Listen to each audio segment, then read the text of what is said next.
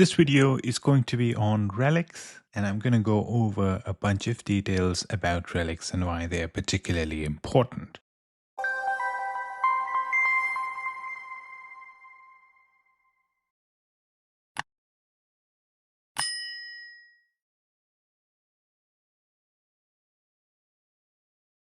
If you like the work that we do and you want to support the channel, please check out our Patreon. The link is in the description of this video, and I'm extremely grateful for your support. Hello everyone and welcome to another video of the Sky channel. I've been making a bunch of shorts about certain relics, and I thought that, you know what, now it's time to put it all together and talk about the things I've learned about relics, and hopefully I can teach some of them to you. Firstly, obviously, you know, relics have rarities, and as you can imagine, the rarer relics are pretty useful. Legendary relics are the most rare ones, and they do give a bunch of great bonuses, and you can see global stats, you can see block, focus damage, global damage reduction, dodge, crit resist, focus, and a bunch of other stats. Right, so obviously they're pretty good. What I do is that legendary relics, I take them directly to level 10 because most of the time they are providing bonuses that are pretty useful and can actually impact your game quite a lot. Then if you go to the epic relics, here's where I of course don't have enough resources to get everything to level 10, because if I was doing that I wouldn't have enough to get them all to level 10, and then I'd be sacrificing lower levels of less rare relics as well. So I set something up like level 4, level 5, I get everything there, and then the extras I have, I try to save it for new legendary relics that I might get so that I can upgrade them as well. Something that I would call out a little bit is, of course, that if you go around here, you'll notice that some of them in this particular category are also level 10. And the reason for that is, for example, if you go to this one, Codex of Tides 10, and we click this affinity bonus, you're going to notice that affinity bonuses do give you a bunch of stats if you have everything in that particular type being a certain level. So level 3 gives you crit plus crit resist, level 6 of all of them gives you HP, level 9 gives you another crit and crit resist, and level 10 of all of them would give you global stats including HP, attack, and defense. So the ones where I had to get certain ones to level 10 anyway, and there were just a few left, I did level the rest of them up to level 10 as well to get those affinity bonuses. The other thing you'll notice is that some of these, like the Codex of Tides 3, is maxed out completely. You see 5 red star level 10, and the reason for that is because of the passive effect. Now,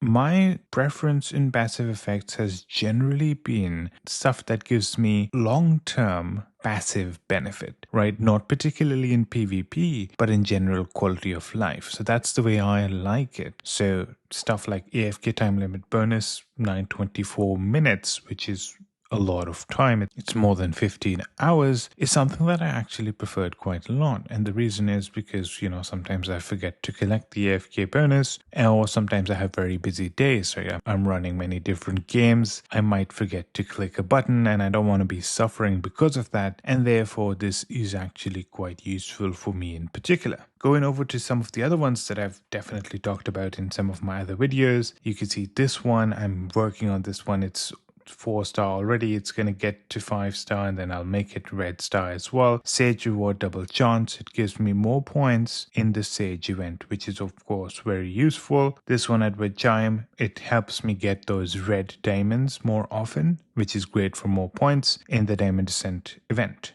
Right, so 10 level 10, 5 red star. Then this one gives me chances of getting free attacks in the Union of Allies event, 35%. It's actually very, very good. Another one that gives you a higher chance of getting more points, saving a lot of money as well because you're spending less to get those attempts because you're getting the attempts for free. And basically these are the ones that you get from the Treasure Cliff event, right? These ones, they give you a pretty nice passive bonus. I've tried to max out most of them that do give decent awards. They are very, very helpful, and I'm always trying to get a few more of them so that I can get all of the ones that I need to max star, max level. Now, if we go through the others, you'll notice that the epics, I kept them at level 5 or level 6. I haven't really maxed out much of them. But if you go to my precious relics, which are the blue ones, all of them are level 5, level 6, and all of them are red star. That's because getting them to red star requires the least rare of the fires, and I have a ton of them. So I decided that, you know what, I'll max them out. They'll give me a few stat bonuses, which is helpful without using any items that I particularly need a lot of, right? Because my real blocker ends up being the red fires and not any of the others, right? These purples are pretty easy to get. These yellows, that's where you start getting a little harder to get. These reds are the hardest to get, right? So upgrading the blue ones to red star didn't really take away too much. And now, you know, all of them are red star. And now we can focus the fires on other stuff, which is also pretty helpful. Now, you could see that if you go to the catalog, there are certain red